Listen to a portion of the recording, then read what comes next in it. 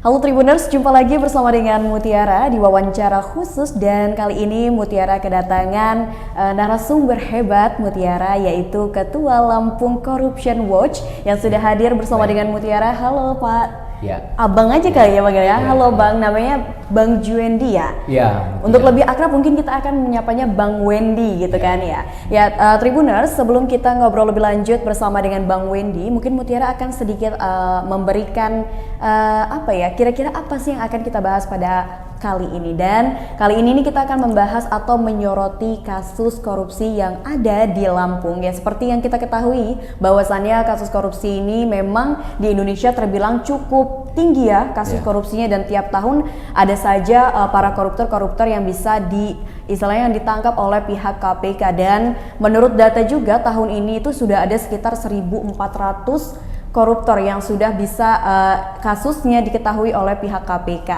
Dan kebetulan karena kita sudah bersama dengan Ketua Lampung Corruption Watch, di sini kita akan membahas nih sudut pandang terkait dengan kasus korupsi yang ada di Lampung bersama Bang Juendi ya Bang ya. Dengan tema kali ini kita akan menyorot kasus suap Karomani. Nah, Bang, mungkin Tribuners di rumah kan banyak yang belum tahu apa sih itu Lampung Corruption Watch. Bisa dijelaskan terlebih dahulu, Bang, apa itu Lampung Corruption Watch? Lampung Corruption Watch ini merupakan organisasi non pemerintahan, non negara. Nah, ini kita berbentuk hukum, badan hukumnya organisasi kemasyarakatan. Akta notarisnya dibentuk tahun 2011. Nah, tugas dari Lampung Corruption Watch, kebetulan teman-teman mempercayakan kepada saya untuk menahkodai Lampung Corruption Watch untuk melakukan tugas-tugas yang diamanahkan dalam akta notaris itu. Yang sudah disepakati bersama dengan teman-teman. Yang pertama, kita melakukan advokasi terkait dengan pencegahan tindak pidana korupsi, kemudian mendorong penindakan tindak pidana korupsi agar fair gitu ya kan. Nah, kemudian ada hal lain yang paling penting menurut saya dan kawan-kawan, itu terkait dengan pendidikan hukum pemberantasan tindak pidana korupsi yang dilakukan baik di internal kita Lampung Corruption Watch maupun ke semua elemen kalangan masyarakat Provinsi Lampung. Gitu. Nah, itu target kita kalau misalnya ada pemahaman terkait dengan pemberantasan tindak pidana korupsi, bahaya laten terkait dengan tindak pidana korupsi, maka kita harapkan itu bisa maksimal untuk melakukan pencegahan setidak-tidaknya. Meskipun ya kita semua tahu lah ya Provinsi Lampung belakangan sudah berapa kepala daerah yang terjerat kasus korupsi ya, betul sekali. Nah, jadi bisa dikatakan kalau misalkan Lampung Corruption Watch ini adalah lembaga independen ya. Lembaga independen yang bekerja sama dengan masyarakat, istilahnya kerja juga untuk masyarakat seperti itu ya Bang ya. Nah, seperti yang kita ketahui bahwasannya kasus korupsi di Lampung itu sudah mulai terkuak nih. Bahkan ketika muncul satu kasus maka akan muncul kasus lainnya. Nah, menurut Bang Wendy sendiri bagaimana tanggapannya terkait dengan kasus korupsi yang ada di Lampung, Bang? Iya, ini permasalahan tindak pidana korupsi ini kan bukan hanya masalah Lampung ya sebenarnya. Ini semua masalah Indonesia ya, masalah kita bersama. Memang dibutuhkan partisipasi aktif dari bukan hanya kalau dalam hukum normatifnya memang itu tanggung jawab dari negara ya kan, untuk pemberantasan tindak pidana korupsi. Tetapi kita juga memiliki tanggung jawab yang luar biasa untuk mengawal, ya kan, mengawal bagaimana pemberantasan tindak pidana korupsi di Indonesia khususnya Lampung itu berjalan sesuai dengan tujuan kita untuk mensejahterakan masyarakat. Gitu. Nah, ada beberapa ya Mutia ya yang mau saya sampaikan juga nih. Di Lampung ini itu kita punya lembaga ombudsman pelayanan publik. Kita punya lembaga komisi informasi publik di Provinsi Lampung. Nah, saya harap dua lembaga ini itu betul-betul dapat kita maksimalkan bersama. Bisa bekerja sama dan saling sinergi satu sama lain ya Bang. Karena yang namanya korupsi ini ya pasti pelayanan publik pasti nggak benar. Kalau misalnya ada tindak pidana korupsi ya pasti pelayanan publik juga akan buruk gitu. Itu. Nah, untuk kasus tindak pidana korupsi itu sendiri kan banyak modus sebenarnya yang dilakukan oleh para kepala daerah ataupun anggota-anggota pejabat lainnya gitu kan, Bang. Nah, salah satu modus yang biasanya sering kali muncul yang sering kita lihat di berita itu adalah modus pemberian uang atau ketok palu pengesahan APBD atau istilahnya uang fee nih, Bang, untuk mendapatkan jatah proyek. Nah, bagaimana tanggapan dari Bang Wendy terkait dengan modus tersebut, Bang? Iya, jadi itu kan terkait tindak pidana korupsi itu kan bukan hanya suap menyuap. Tindak pidana korupsi itu kan ada bentuknya merugikan keuangan negara, kemudian ada pemerasan di sana, kemudian perbuatan curang, ya kan, kemudian ada gratifikasi, kemudian ada penggelapan dalam jabatan, ya banyak hal lah ya di sana itu ya. Nah, modus-modus yang seperti itu kalau terkait dengan yang paling banyak memang hasil riset kita itu terkait dengan suap menyuap. Suap menyuap ya bukan hanya di tataran, kita tahu ya, bukan hanya di tataran pemerintahan saja gitu. Dari tataran kecil tindak pidana korupsi kecil-kecilan pun pungli itu masuk ke dalam tindak pidana pemerasan lah kalau kita ini ya, tapi kecil-kecilan gitu. Nah, modusnya bukan hanya suap menyuap berbentuk uang gitu ya kan, tapi kan modusnya itu juga ada terkait dengan penggelembungan terkait anggaran gitu ya kan, kemudian pemotongan kemudian mengatur terkait siapa pemenang tender dan sebagainya. Itu kita sudah sama-sama tahu. Nah, dan memang kecenderungan sekarang tindak pidana korupsi terkait suap menyuap ini itu tidak dilakukan melalui transaksi keuangan. Nah, karena pasti dapat nih, pasti ketahuan gitu. Kalau memakai transaksi keuangan itu pasti terbaca oleh PPATK, Pusat Pelaporan Analisis Transaksi Keuangan. Nah, mereka memakai uang tunai, kemudian dengan cara uangnya ditukar dolar misalnya ya kan. Nah, itu memperkecil kan biasanya banyak tuh kalau dolar kan jadi semakin kecil dan lebih mudah untuk menyimpan. Nah, itu juga masalahnya adalah sekarang ini masalahnya bukan terkait dengan bagaimana mereka melakukan tindak pidana korupsi itu, tapi memang dari niat. Jadi gini, tindak pidana korupsi itu kan dilakukan oleh penyelenggara negara yang punya kekuasaan, yang punya otoritas untuk melakukan hal itu. Tentunya. Ya, pasti itu adalah syarat utama. Tindak pidana korupsi itu pasti dilakukan oleh orang yang memiliki otoritas. Kekuasaan. Dia bisa menentukan A, dia bisa menentukan B, dia bisa menentukan iya atau tidaknya pelaksanaan penyelenggaraan negara itu berjalan sesuai dengan aturan atau tidak. Nah, kemudian terkait hal itu otoritas yang saya sampaikan tadi itu adalah pekerjaan-pekerjaan yang melakukan tindak pidana suap itu bisa diminimalisir sebenarnya dengan peran serta masyarakat itu tadi.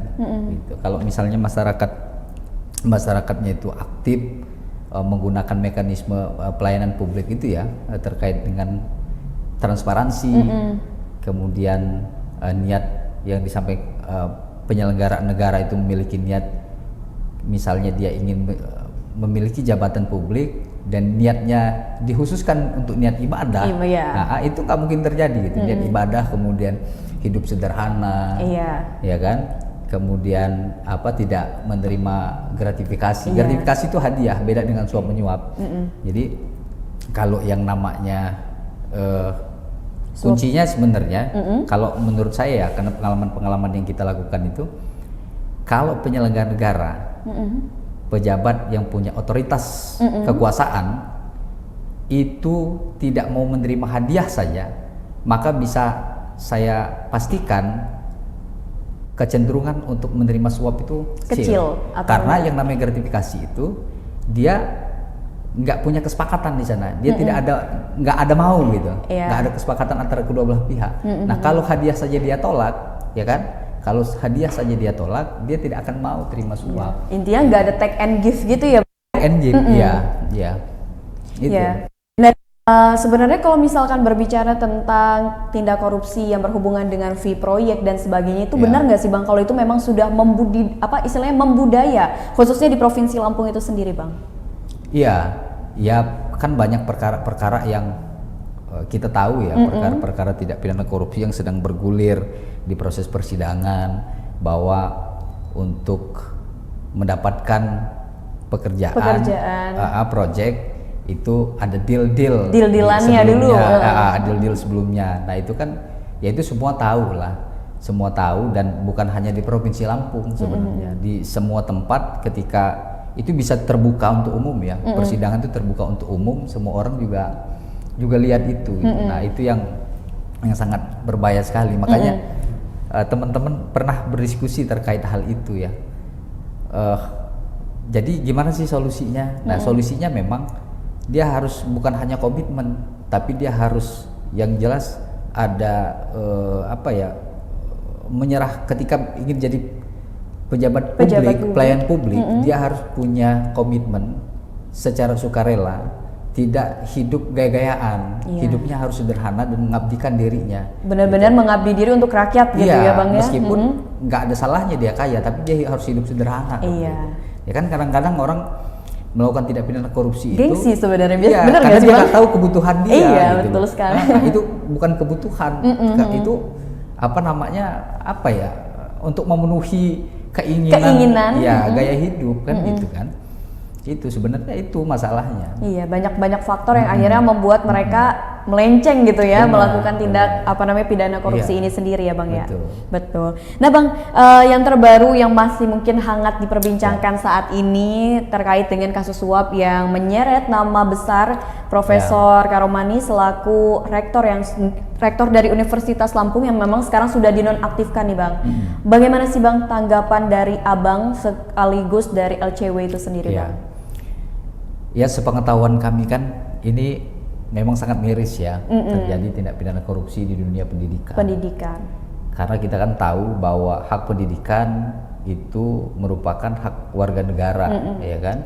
Nah hak warga negara kemudian hasil dari pendidikan itu diharapkan bisa membangun dan mencapai tujuan kita kan, tujuan bangsa kita untuk kesejahteraan, untuk kemakmuran masyarakat Indonesia. Tapi ini begini gitu. Tapi ini harus menjadi titik ya, titik atau tolak awal untuk memperbaiki seleksi penerimaan mahasiswa baru, bukan hanya di Unila, tapi di universitas lainnya. Tapi semua di universitas, karena kan tahun 2022 ini sepengetahuan kami ya, bisa jadi data itu kurang lengkap di kita, itu sekitar ada 75 kalau nggak salah universitas negeri yang melakukan seleksi penerimaan secara mandiri. Ya, secara mandiri. Nah, kemudian untuk Universitas Islam negeri itu kalau nggak salah ada 25 atau ada berapa gitu. Nah, untuk Politeknik ada berapa gitu. Itu ada, saya nggak bawa datanya. Tadi harusnya karena saya langsung ke sini tadi. Nah, saya nggak ke kantor dulu. Nah, itu harus jadi tolak ukur, kan kuncinya transparansi. Nah, memang kita tahu bahwa dari mulai perencanaan sebenarnya berapa mahasiswa yang harus diterima, itu masyarakat nggak tahu, teman-teman calon mahasiswa juga nggak tahu, tidak tahu berapa sebenarnya kuota, misalnya di Fakultas Kedokteran berapa, Fakultas Hukum berapa, fakultas-fakultas yang lain itu berapa, itu kan tidak ada yang tahu. Nah itu kan semestinya di awal itu sudah dibuka, ya kan, rencana penerimaan mahasiswa baru itu berapa orang setiap jurusan, kemudian biaya yang akan dikenakan nanti setelah lulus, dinyatakan lulus sebagai mahasiswa itu berapa. Itu kan belum tahu juga kan teman-teman. Nah kemudian uang pangkalnya berapa kan gitu ya, tesnya apa aja, nah bagaimana tesnya, nah itu kan juga jadi masalah gitu. Itu masalah terbesar menurut kami itu adalah transparansi, karena tidak terbuka. Publik tidak tahu dari mulai perencanaan sampai dengan penentuan siapa yang lulus, siapa yang tidak lulus, dan kenapa, mungkin apa karena nilainya kurang kah atau sebagainya. Kan itu hak semestinya. Kalau misalnya dia tahu dia tidak lulus karena apa, itu kan bisa jadi bahan evaluasinya. Untuk apa? Untuk berkompetisi lagi tahun depan. Begitu kan. Jadi dia bisa nyusun strategi baru nih untuk calon mahasiswanya ya Bang ya. Itu. Nah, kemudian ya perkara tindak pidana korupsi di dunia pendidikan ini yaitu ya kita juga sedang buka posko ya, posko pengaduan Lampung Corruption Watch di kantor kita di Jalan Kiwi ya, di Kedaton. Ya kita juga akan buka posko, ada beberapa kategori ya kemarin kita, tapi dengan ini kita ya sementara itu, tapi belum, kita akan menunggu sampai selesai perkara ini dan kita akan kawal terus gitu perkara tindak pidana korupsi ini. Karena gini, saya juga mau minta ya ke kan ini sudah disebut nih teman-teman pengacara ya, teman-teman pengacara tersangka ya, bahwa ada puluhan yang terlibat. Nah, saran saya kalau misalnya ada orang tua atau wali ya yang merasa dia terlibat di sana. Terlibat itu bukan berarti dia tersangka, bukan berarti dia korban, atau bukan berarti dia bisa jadi saksi gitu. Nah, tergantung peristiwa hukumnya apa. Kuncinya adalah Ketua Komisi Pemberantasan Korupsi KPK pernah menyatakan, pertama, tergantung peristiwa hukumnya ya, tapi saya harapkan orang tua atau wali itu lapor ke KPK. Misalnya dia menyerahkan karena apa? Kalau dia dugaan tindak pidana korupsinya pemerasan, maka dia tidak akan kena, gitu loh. Cepet-cepet, jangan sampai dipanggil dulu. Kalau sudah dipanggil, udah itu beda cerita, gitu loh. Tapi kalau misalnya langsung minta perlindungan hukum kepada KPK atau misalnya melalui kami, lembaga Lampung Corruption Watch, kita akan bantu itu, gitu. Kita akan luruskan. Makanya saya pernah menyatakan juga bahwa Komisi Pemberantasan Korupsi harus hati-hati menetapkan tersangka, khusus untuk orang tua ya atau keluarga dari calon mahasiswa, karena bisa jadi ada tindak pidana yang seperti yang disampaikan oleh komisioner KPK, bahwa ada tindak pidana korupsi pemerasan ya kan? Kan pernah kan disampaikan begitu. Mungkin saja karena kita tidak lihat BAP-nya, kita tidak tahu materi perkaranya yang di dalam ya. Kita hanya tahu apa yang dilontarkan ke publik, maka itu akan kita tanggapi. Tapi kita tanggapi secara hukum juga. Nah, cuman itu kuncinya. Cepet-cepetlah lapor ya Bang. Lapor. Konsultasi ya dari secara hukum seperti apa. Kami terbuka. Lampung Corruption Watch terbuka kepada siapa saja yang punya niatan baik untuk pemberantasan tindak pidana korupsi atau khusus perkara Universitas Lampung, khusus untuk perkara Universitas Lampung, untuk membuka agar perkara ini terang benderang, agar publik juga tahu. Nah, publik ini kan juga punya hak untuk tahu dan gitu. Menilai sebenarnya ya Bang ya. Betul. Kontrol sosial itu tadi. Nah Bang, perkara suap menyuap di dunia pendidikan ini sebenarnya apakah itu adalah permainan lama Bang menurut Abang sendiri? Maksudnya sebelum terkuaknya kasus ini, apakah memang sebelum-sebelumnya sudah ada gitu Bang? Iya, saya pernah baca di beberapa ini ya, media online. Dulu kan pernah juga ada terkait dengan bahwa ada titipan atau seperti apa gitu ya kan. Itu sudah tahun berapa gitu. Itu ada 2017 atau tahun berapa gitu. Ada di media online. Narasumbernya siapa gitu saya lupa. Nah, memang itu sudah banyak dibicarakan, tapi kan ternyata terbukti gitu. Tahun ini itu terbukti dengan tertangkap tangannya. Ya kan? Nah, tinggal nanti ya kita berharap juga ke Komisi Pemberantasan Korupsi untuk membuka perkara ini. Apakah memang baru tahun ini atau memang kan biasanya begitu. Kalau KPK itu kan dia punya teknik pengungkapan perkara itu pasti ditariknya pengembangan kasus misalnya kan. Pengembangan perkara itu bukan hanya perkara yang mereka sedang tangani, tapi apakah ada potensi perkara yang lain gitu. Bisa apakah jadi kasus-kasus sebelumnya atau yang udah bakal bisa terjadi jadi, ke depannya. Ya, makanya kita tunggu aja, kita tunggu. Sampai dengan hari ini ya kami masih percaya terhadap Komisi Pemberantasan Korupsi gitu. Meskipun banyak catatan-catatan juga kan. Nah, terkait dengan kasus korupsi di dunia pendidikan yang menjerat Profesor Karmoni tadi, Pak, kan sudah ada nih Bang, satu tersangka pemberi suap yang sudah terjerat. Nah, tapi kan suap penerimaan mahasiswa baru ini ternyata bukan sekali ini, artinya kan ada pemberi suap lainnya. Nah, gimana nih menurut Abang terkait dengan pemberi suap lainnya? Apakah pihak KPK harus menelusuri dan menjerat para pemberi suap lainnya atau seperti apa, Bang? Ya, jadi gini Mutia. Jadi istilah suap menyuap itu adalah istilah hukum ya. Istilah hukum disandingkan dengan fakta hukum yang sudah masuk ke dalam tahap penyidikan. Nah itu sudah ada penyuap, ada penerima suap, pemberi ada pemberi suap, kan gitu. Nah, terkait dengan hal yang lain itu yang saya sampaikan tadi. Kalau misalnya, kan ini disebut nih, ya kan, selalu disebut-sebut, ada puluhan orang, ya kan? Tidak hanya satu, tetapi ada puluhan orang. Tidak gitu. hanya satu, tapi kita tidak tahu keterlibatannya dalam posisi apa. Apakah memang dia sama dengan yang sudah dijadikan sebagai tersangka, atau memang ada peristiwa hukum lain, gitu loh. Makanya cepat-cepat kalau misalnya ini ada indikasi atau dugaan tindak pidana pemerasan, ya kan, tindak pidana pemerasan atau memberikan gratifikasi hadiah, hanya hadiah, sekedar hadiah, maka dia tidak bisa ditetapkan untuk menjadi tersangka.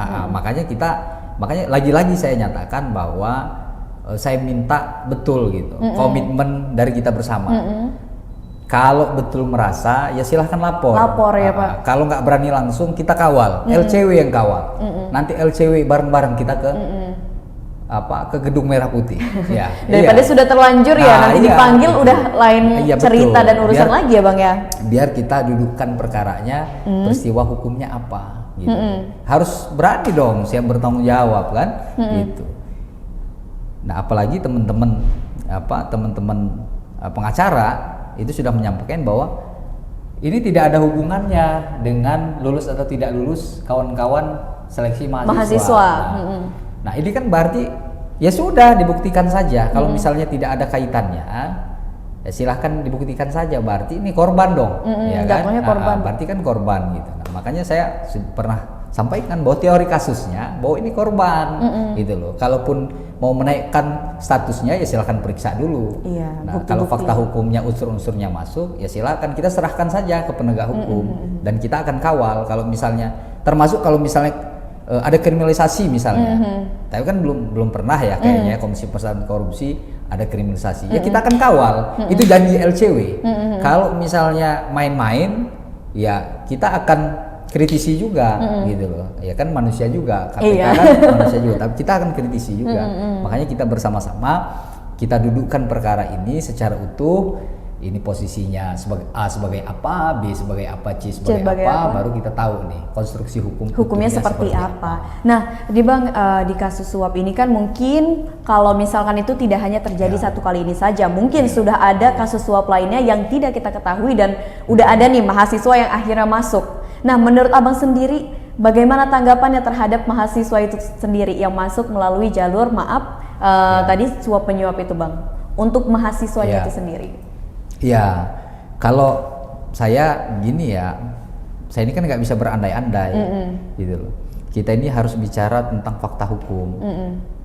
Jika fakta hukumnya belum ada yang menyatakan, jadi begini, kalau ada mahasiswa, calon mahasiswa yang tahu perbuatan suap menyuap agar dia masuk, maka dia tidak pantas ada di perguruan tinggi untuk jadi mahasiswa.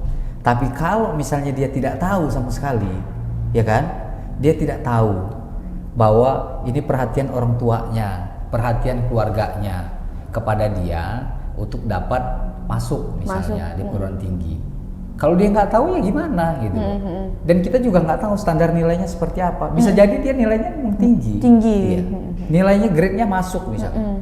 Nah, alangkah tidak adilnya kita, ya kan, dengan banyak kita keluarkan ya nggak bisa begitu. Kita harus tahu dulu. Kalau misalnya dia tahu, mahasiswa itu tahu tindak pidana korupsi, suap menyuap agar dia masuk, maka dia tidak pantas. di perguruan tinggi itu, karena dia akan membahayakan bukan dirinya sendiri, nanti dia akan membahayakan orang banyak, masyarakat Lampung khususnya. Kalau misalnya dia jadi apa. Iya, ditakutkan karena dia melihat dan dia diam saja, akhirnya nanti itu jadi sifat yang berkelanjutan seperti itu ya Bang ya. Tapi kalau misalkan posisi mahasiswanya tidak tahu akan terjadinya suap menyuap itu, maka sebenarnya harus ada transparansi tadi ya Bang ya. Dilihat apakah memang siswa ini nilainya memang tinggi atau rendah, seperti itu ya Bang. Itu kita harus fair. Iya, betul sekali. Soalnya kan banyak nih di media sosial, karena udah ada kasus ini, udah pecat aja mahasiswanya ini segala macam, banyak sekali yang berkoar-koar seperti itu. Tapi yang harus kita balik lagi ke faktanya seperti apa dan bagaimana kita lihat transparansi dan posisi mahasiswa ini nih, memang dia tahu atau tidak terkait dengan tindakan tahu tersebut. Atau tidak sebelum dia masuk ke menyandang gelar mahasiswa di perguruan tinggi itu ya Bang ya. Oke. Kalau dia nggak tahu ya nggak apa-apa. Gitu. jangan. Nih, kan sempat juga beredar di berita-berita kalau misalkan pengacara dari Karoman ini menyebut uang yang diberikan kepada Karoman itu adalah uang terima kasih untuk menitipkan calon mahasiswa supaya bisa masuk ke Universitas Lampung. Menurut Bang Juwendi, apakah itu bisa dikatakan sebagai suap, Bang? Ucapan terima kasih. Iya, bentuk ucapan terima kasih. Ya, jadi gini, kalau konstruksi hukum itu yang dibangun, maka ini arahnya bukan suap menyuap. Ini arahnya gratifikasi. Jadi ucapan terima kasih gitu ya kan. Nah, hadiah sebenarnya, hadiah tanpa ada embel-embel yang lain gitu. Anak saya sudah masuk, alhamdulillah gitu. Nah, ini untuk bantuan apa kan gitu kan yang beredar. Kalau misalnya itu konstruksi hukum itu yang dibangun oleh teman-teman pengacara berdasarkan keterangan dari kliennya, maka ini sudah bisa saya pastikan diarahkan ke tindak pidana gratifikasi. Gitu. Kenapa gratifikasi? Tindak pidana gratifikasi itu lebih ringan hukumannya, gitu, ya kan? Ya silahkan saja lakukan upaya pembelaan. Itu kan memang haknya tersangka, hak yang diberikan oleh tersangka kepada penasihat hukumnya. Ya kalau konstruksi hukum itu, ya itu berarti arahnya ke gratifikasi. Kalau memang benar itu gratifikasi, ya berarti orang tua mahasiswa itu nggak bisa kita jadikan pelaku tidak pidana gitu. Kalau gratifikasi, jadi gratifikasi itu hanya bisa dimintai pertanggungjawaban ya kepada orang yang menerima. Sama dengan terkait dengan pemerasan itu. Pemerasan orang kalau diperas misalnya mau Mutia mau masuk nggak nih fakultas kedokteran misalnya ya kan. Kalau misalnya kamu nggak kasih, kamu nggak lulus. Tapi kalau kamu kasih, meskipun kamu lulus, saya bisa buat kamu nggak lulus. Sini uangnya. Gitu.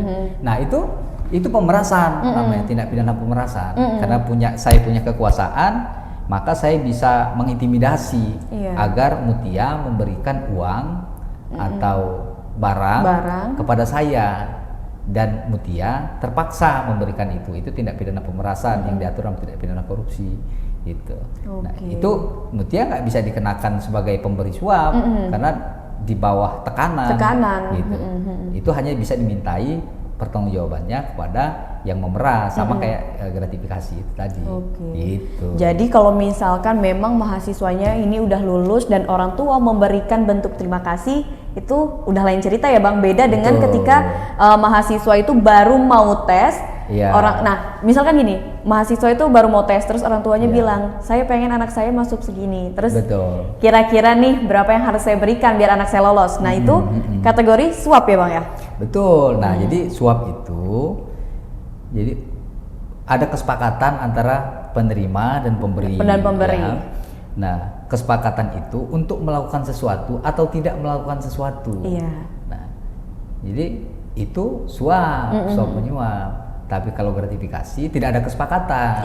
Jadi hanya dari pihak pemberi memang sebagai bentuk terima kasih karena anaknya sudah lulus seperti itu.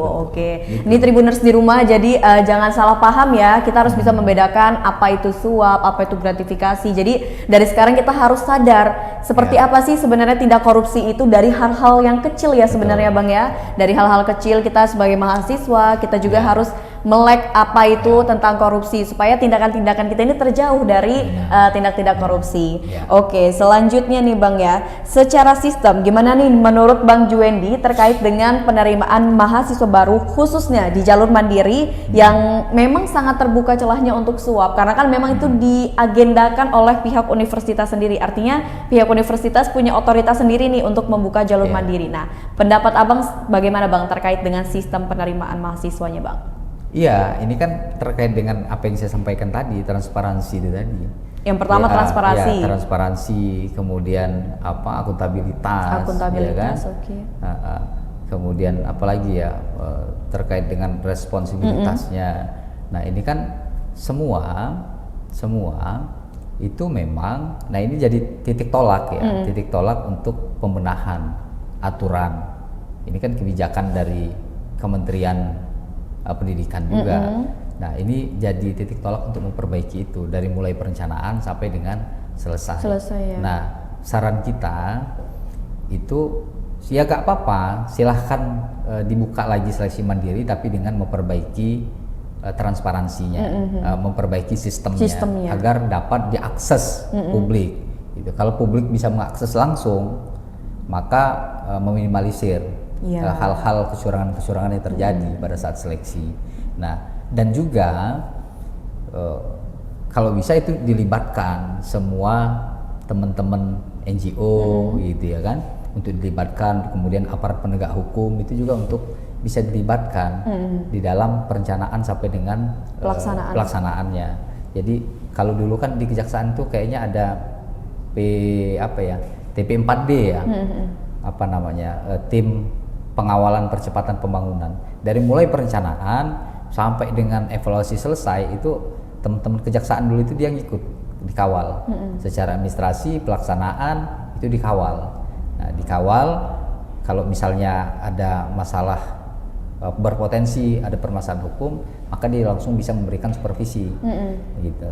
Nah itu juga bisa dilakukan semestinya dengan meminta permohonan kerjasama ya, bantuan dengan kawan-kawan para penegak hukum misalnya untuk bisa memperkecil potensi itu. Tapi kalau misalnya sudah bekerja sama tapi masih tetap juga ya berarti kan memang sudah nggak benar ini ya kan, sudah nggak benar memang. Ya kalau sudah hal itu sudah dilakukan, ya kita coba meminimalisir akibat dari cara-cara tindak pidana korupsi itu agar tidak terjadi lagi gitu. Iya, jadi memang agak sulit. Oke, jadi intinya yang bisa mengubah sistem ini sendiri itu semua pihak ya terkait. Misalkan contoh di dunia pendidikan, berarti semua pihak yang terkait di dunia pendidikan harus aware terhadap hal ini. Dari tadi yang udah Abang sampaikan, mulai dari perencanaan sampai dia pelaksanaan ya Bang ya. Bahkan kalau bisa melibatkan badan hukum ya Bang, minta diawasi supaya celah dari tindakan suap menyuap ini bisa terminimalisir gitu kan. Atau bahkan mungkin tidak ada gitu Bang ya. Ya teman-teman mahasiswa juga yang ada di internal kampus juga harus kawal juga. Iya. Jadi itu kan bentuk pertanggungjawaban mereka juga terhadap alma mater tercintanya kan. Itu harus dikawal. Jadi kalau di internal teman-teman mahasiswa juga cuek, ya gimana dengan yang di luar gitu.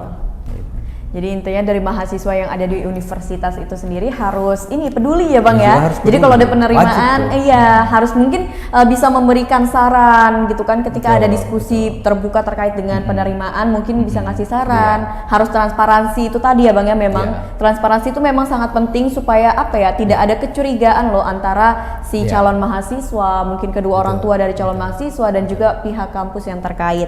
Nih Bang, terkait dengan kasus korupsi, suap ataupun gratifikasi, kan KPK ini memang sering melakukan penindakan terhadap kasus tersebut. Nah, bagaimana dengan pencegahannya? Apakah selama ini KPK itu sudah menjalankan program pencegahan di samping melakukan penindakan, Bang?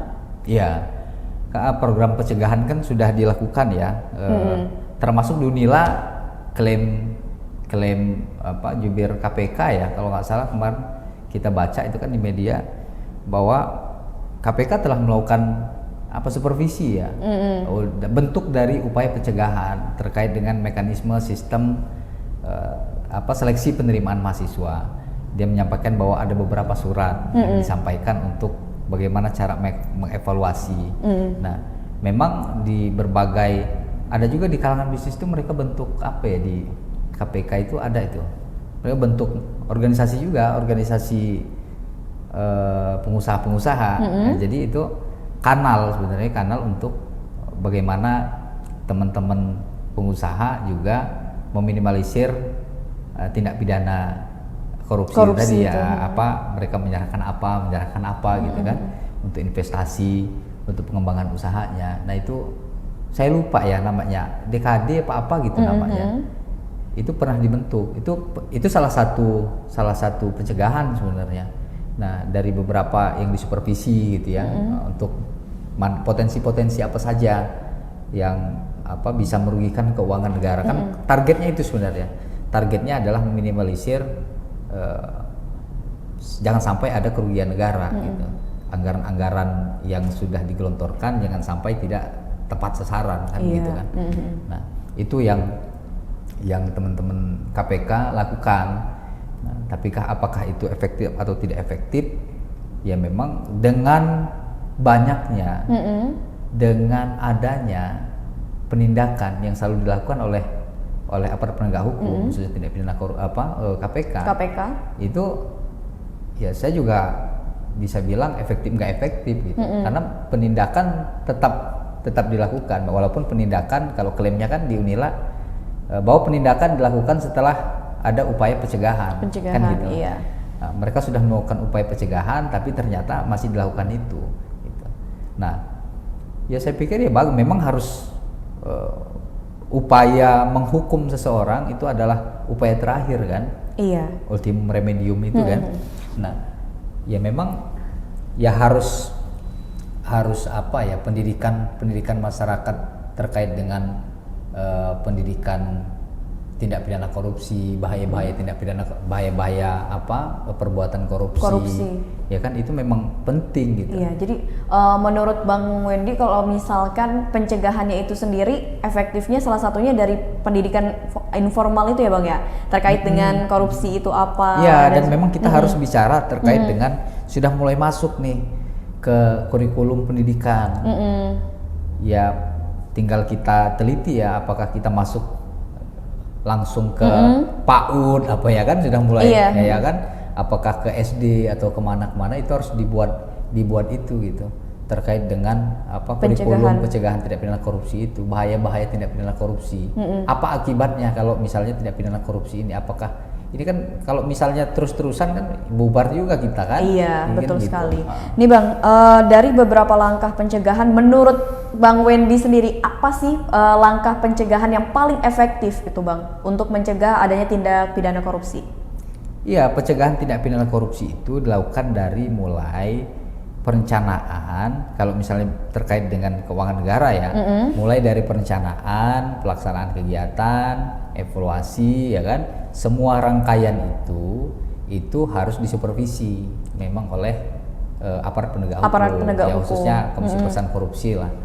Nah itu memang harus disupervisi, jadi agar orang kan takut nih kalau misalnya disupervisi dari awal.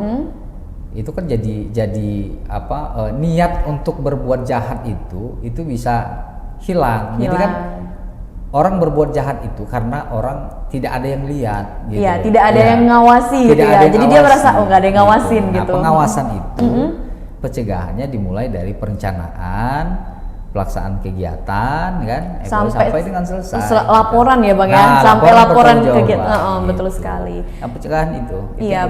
Jadi paling efektif adalah pencegahannya itu memang melakukan supervisi dari perencanaan hingga sampai laporan ya Bang ya. Jadi dari penegak hukum ataupun pihak-pihak terkait itu merasa diawasi sehingga mengurangi rasa mereka untuk melakukan tindak pidana korupsi ya Bang ya. Betul sekali. Nah, nih Bang, soal hukuman terhadap para koruptor. Kan selama ini udah banyak sekali nih para koruptor yang ditangkap dan juga dihukum karena melakukan tindak pidana korupsi. Tapi kok masih aja kasus korupsi ini tuh muncul. Bahkan mungkin kasusnya tiap tahun ini semakin bertambah. Nah, sebenarnya apakah selama ini hukuman terhadap koruptor itu belum efektif ya Bang ya? Menurut Bang Juwendi seperti apa? Iya, ya kita sama-sama tahu lah ya, vonis hukuman tindak pidana korupsi ini kan memang agak sedikit banyak mengusik rasa keadilan masyarakat. Iya, betul sekali. Ya kan? Tidak maksimal pemberantasan tindak pidana korupsi, putusan yang dijatuhkan kepada tersangka terdakwa tindak pidana korupsi itu tidak maksimal. Justru setelah diputus pun malah banyak juga narapidana yang mendapatkan hak-hak terpidananya, potongan, remisi atau apa ya. Nah, ya memang hak warga negara ya, dan itu juga aturan itu juga sudah dibatalkan kan oleh, dulu kan pernah dibuat peraturan Menteri Hukum dan HAM, PP apa gitu ya. Nah kemudian dibatalkan di Mahkamah Agung peraturan terkait remisi. Itu terkait tidak pidana terpidana korupsi. Nah itu satu. Kemudian upaya memiskinkan itu penting juga. Jadi memang kita harapkan semua perkara tindak pidana korupsi kita harap aparat penegak hukum itu bisa menggunakan ketentuan-ketentuan yang ada di Undang-Undang Pencucian Uang. Nah, kalau misalnya Undang-Undang Pencucian Uang itu selalu dipakai, maka itu kita harapkan bisa efektif hukumannya gitu, ya. Hukumannya. Karena kan kalau pencucian uang itu pembuktiannya itu bebannya bukan hanya di penuntut umum, tapi di terdakwa itu sendiri. Silahkan buktikan itu harta dari mana kan gitu. Nah, silahkan dibuktikan kalau misalnya dia memang betul hasil dari usaha dia pasti bisa buktikan itu. Tapi kalau misalnya dia tidak bisa buktikan, ya harus kita lakukan penyitaan kan gitu. Gitu. Itu ya saya pikir tindak pidana korupsi ya harus selalu disandingkan dengan undang-undang tindak pidana pencucian uang. Ya, undang-undang tindak pidana pencucian uang biar maksimal ya hukumannya. Sekalian dia miskinkan, dia udah miskinkan kita dong. Iya, kan? iya betul. Kita nggak bisa nikmatin nih. Iya. Gara-gara dia ambil, ya dia korupsi gitu. Intinya biar kapok gitu ya Bang ya. Iya, biar. Nih, kalau dari Bang Juendi sendiri ada nggak sih Bang ide baru nih? Kira-kira apa sih hukuman yang pas selain yang tadi Abang sampaikan? Kalau misalkan harus disandingkan dengan undang-undang pencucian uang ya Bang, hukuman apa yang menurut Abang paling efektif untuk membuat para koruptor ini jera, tidak melakukan korupsi lagi itu Bang? Iya, kita kan bicara tentang norma yang ada ya, hukuman tidak pidana yang memang sudah diatur dalam undang-undang tidak pidana korupsi, pemberantasan tidak pidana korupsi. Tapi ya kalau misalnya kita bisa berikan usulan agar ya dibatasi gitu. Silahkan diberikan hukuman tapi dibatasi dengan cara apa pembatasannya, bahwa ya